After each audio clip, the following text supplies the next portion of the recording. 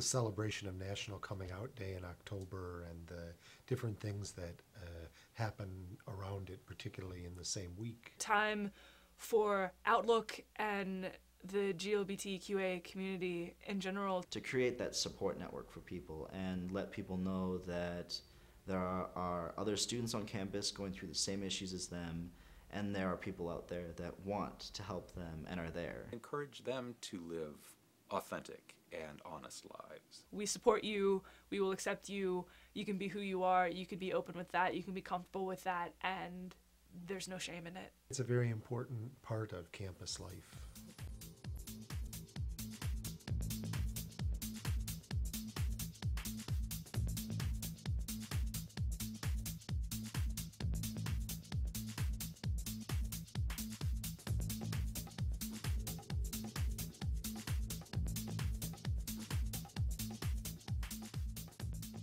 If it was the time I was a Denison student, nobody would have dared do it. When I came back on the faculty in the 60s, nobody would have dared do it. Some students started doing it in the late 70s and early 80s, and it was met with rather harsh reactions. Back in the 1980s, I went to Denison from 1983 to 1987 as an undergraduate. And when I was a student at Denison, there were 3 openly gay students on campus. And that's it. Someone wrote an article in the Bullsheet that was remarking on a gay boy that got rejected from a fraternity because of his sexual orientation, and sort of the response to that. And what caught my eye was one of the girls that wrote back to the Bullsheet said that she was really frustrated with how, like, I'm a gay supporter, but I'm really getting sick and tired of people shoving it down my throat. I support you, but there's only to a degree that I will support you before it becomes too aggressive. While I was here, myself and the other couple of students, and especially faculty, gay and lesbian faculty, there were a number of open gay and lesbian faculty, started to do what was then called Gay Awareness Week. It wasn't really called Coming Out Week yet. It used to be kind of more, hey, we're gay and you're going to accept it, or we're here, we're queer, and kind of various phrases like that. They had mock weddings. They would have like mock same-sex weddings on the quad. One of the events was something called Blue Jean Day, which is blue jeans, just like the pants. And the idea was that there would be a day set aside on which, if you supported gay and lesbian people in general, and I think it was advertised just as simply as that, if you support gay and lesbian people, wear blue jeans on this Tuesday. And the remarkable thing was, there was a phenomenon that I saw year after year after year.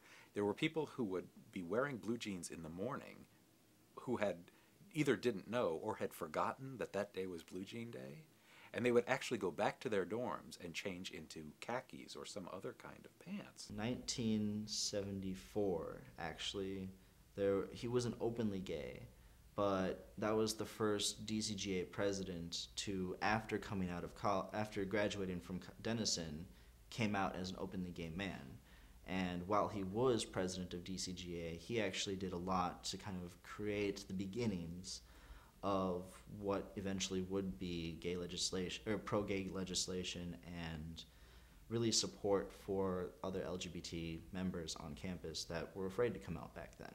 The small steps that we had made in the 1980s and 1990s suddenly, and I think supported by other kinds of achievements in American culture in general, hit a plateau.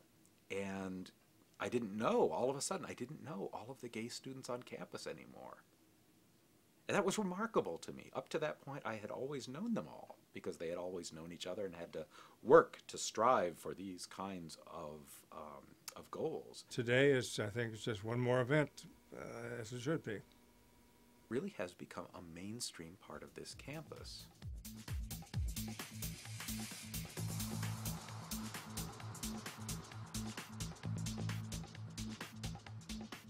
I started coming out when I was a student at Denison. I said, I've been dating a girl. I was like, yeah, Mom, that's because I'm gay. And she cried a lot that night. She vomited. She felt really bad. She said that she would tell my father because she said she shouldn't keep that. We were a family. It's just me and my parents. So after that, she asked if I would be willing to go to this psychologist to help us through the process of acceptation. They were supportive. They both pretty much support me because they're gonna love me no matter what. But I mean, it's not really something we talk about very much. My dad, who I thought would be the more against it, he kind of just didn't say much. He said, that's fine as long as you're happy. I don't really want to talk about it. And my mom, almost immediately after coming out, said, don't come home. I don't really talk to them about it. I mean, they know I have a girlfriend, but it's not really like they don't get in fights with me about it. It's just kind of like an unspoken thing that they know is there, but I'm kind of waiting for them to accept it more for when they are ready to talk to me about it, because I'm totally open about it.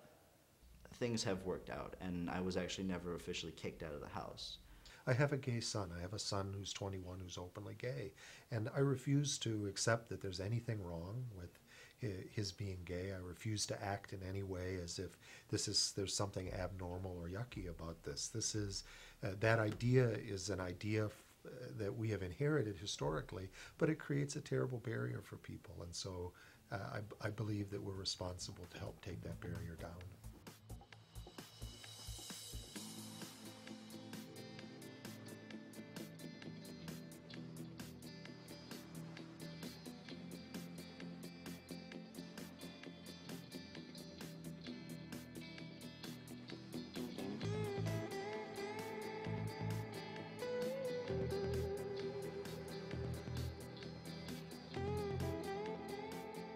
Even if they choose not to come out during that week, there are so many events that allow them to at least witness other folks who are out and proud and happy and successful and fulfilled.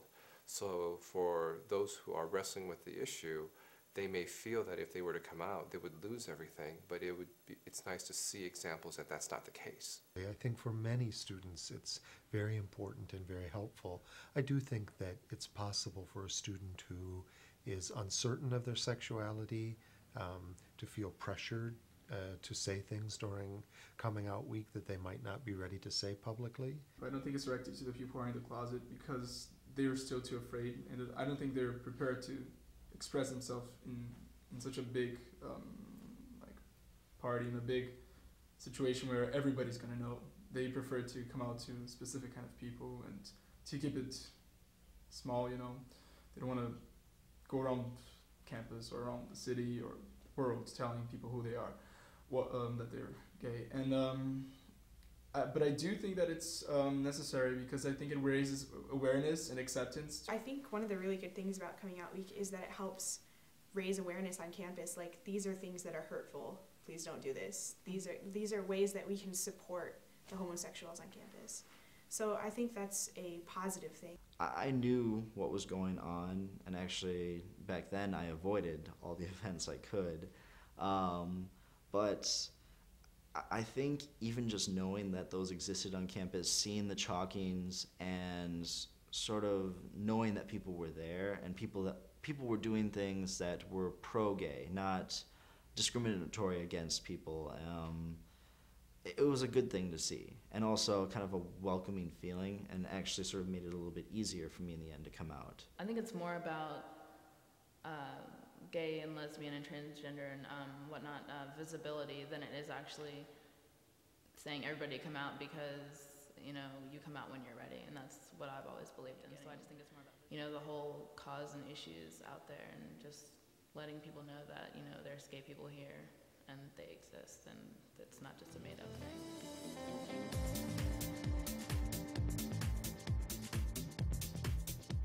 During 2007, actually after Coming Out Week, there are events that happen on campus that dealt with more than really just one issue.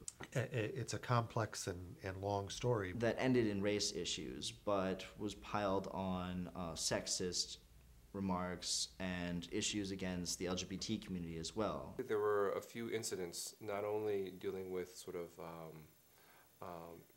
hate speech based on sexual identity, but also on race.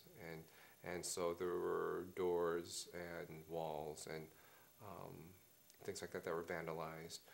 Outlook every year does a chalking, and things like that were marked up. We agreed to cancel classes in the afternoon and to have an open forum following lunch in the Mitchell Center to talk about diversity on our campus.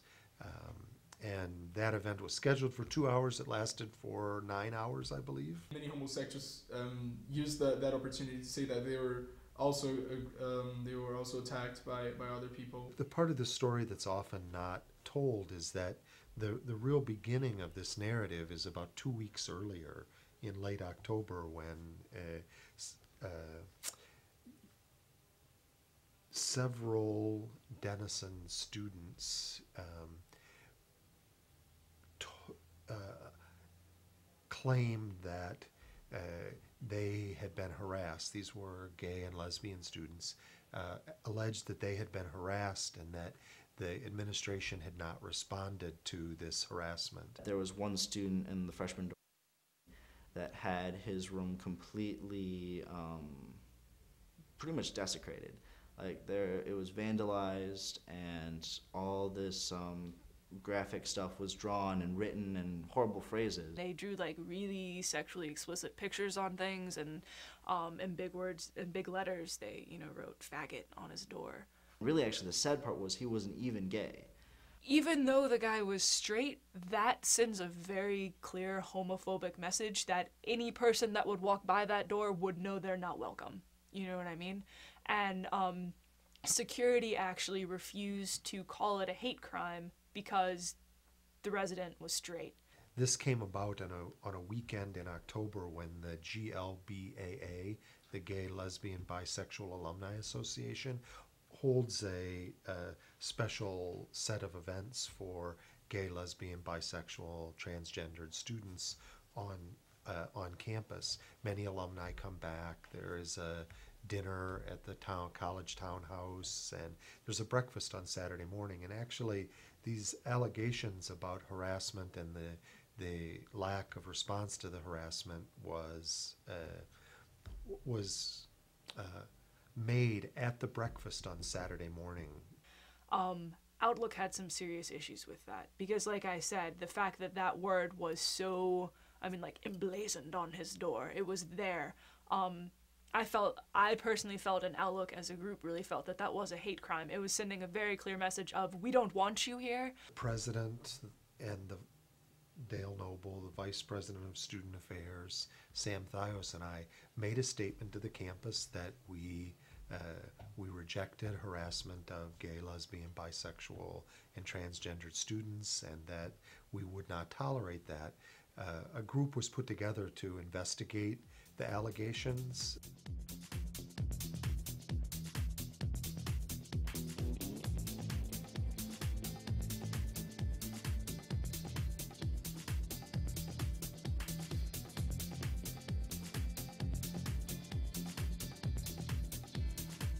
Coming out week this year happened before coming out days. So what we did was tabling, chalking. I saw it the next day and was just like, wow, this is a lot of chalking. And I didn't really hear much about it, but I know that people noticed it, and it was just kind of something that you were sort of forced to look at, and I think that was a really good idea, and I enjoyed walking around. There was a candlelight vigil for Matthew Shepard, which was really, really powerful. We had about 20 people come, which was the highest attendance we've had in a while.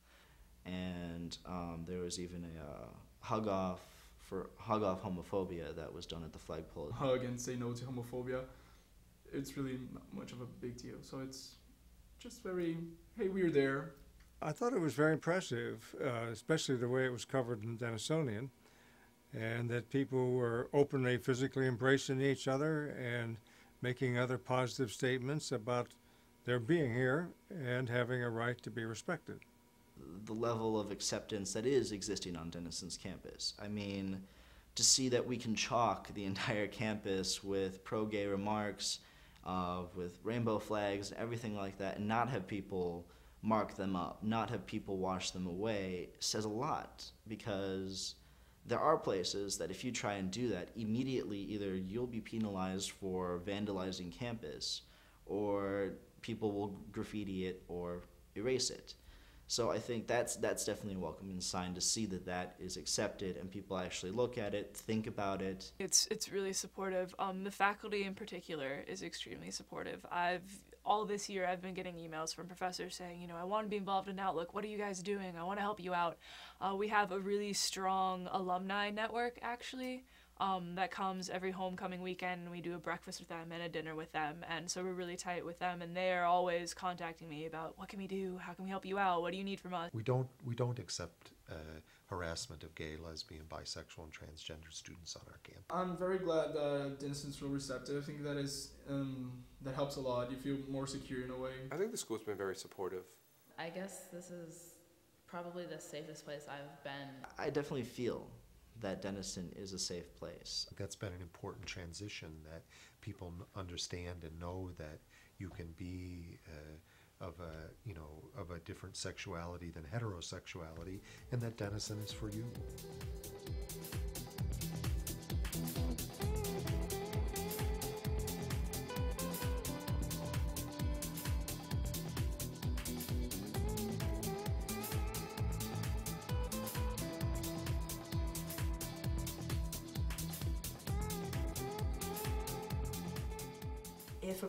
If a student holds the belief that homosexuality is wrong, that they're definitely going to face intellectual opposition, and people who think that they're intellectually inferior for thinking that, and that could be a problem too. I mean, I've definitely had professors who have overtly stated, like, anyone who believes in God is just dumb. Like that, I've heard that, and that could be the classes I'm taking. Like I don't know, and that's not every class. That's certainly not like a regular idea that's expressed, but I mean, conservative Christians rage on about like the liberalism and the negative ideas towards Christianity festering in the American Academy. I do think there's a sense where people don't necessarily feel safe in voicing opinions that don't sort of fall within what's accepted on and generally discussed on campus. The starting point for most of us is, well, is homosexuality wrong? But I would prefer to approach the question, how are we to treat people? Like, and how do we treat people? And the answer for me is we don't treat anyone any differently based on, you know, race, sexual orientation, nationality. If we're looking at the way Jesus lived, he loved everyone, including and especially those that were kind of out of society's reach, that were outcasts and marginalized in his world. So if homosexuals are oppressed and marginalized in our society, which I think they are, then that means that a Christian's job is just to love them without an agenda, without, you know, telling them that they're wrong, but just loving them and showing them that our community is about love. I don't have any opinion for or against homosexuals. I think they're people just like everybody else, and I know a number of people who are gay, and I have a number of friends who are gay, and I don't have any issues around that. Yes, they should come out because they're human beings, but same-sex genders having sex or something like that, I don't really accept that. But if somebody is like that, he's like that, you cannot do anything about it, and it doesn't mean to, like, you should go ahead and harm the people. Conservatives are definitely in the minority. I would hope that Denison would foster a climate where they at least feel that they can express their opinions without being clamped down. And that's, you know, conservatives on any issue. The all-campus convocation, yeah. I know that there was a lot of times in that where things got very unpleasant, and students who were either ambivalent or disinterested, and certainly not necessarily antagonistic, but just they weren't going to jump on the bandwagon with everybody else, faced a lot of opposition and very harsh personal criticism, both from faculty and other students. And that's not only inappropriate, I think it's detrimental to the campus dialogue and discussion generally.